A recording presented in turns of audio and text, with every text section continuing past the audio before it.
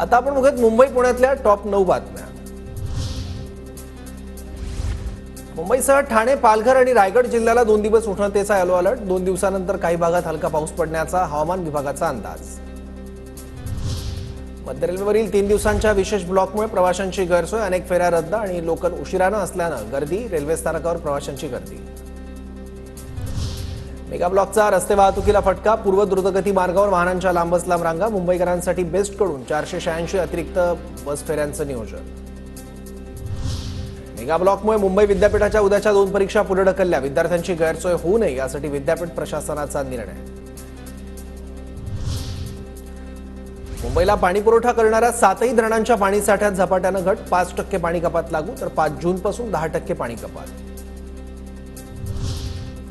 2 दिवस डेक्कन क्वीन तर 6 दिवस प्रगती एक्सप्रेस रद्द, मुंबईतील छत्रपती शिवाजी महाराज टर्मिनलच्या फलाट क्रमांक 10 आणि 11च्या विस्तारीकरणामुळे गाड्या रद्द।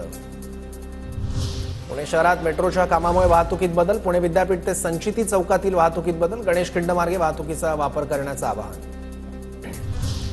पुणेकरांवर पाणी कपातीची टांगती तलवार, पुणे शहराला पाणी पुरवठा करणाऱ्या सर्व धरणांनी तळ गाठला, खडकवासला धरणात केवळ 5.32 टीएमसी पाणीसाठा शिल्लक।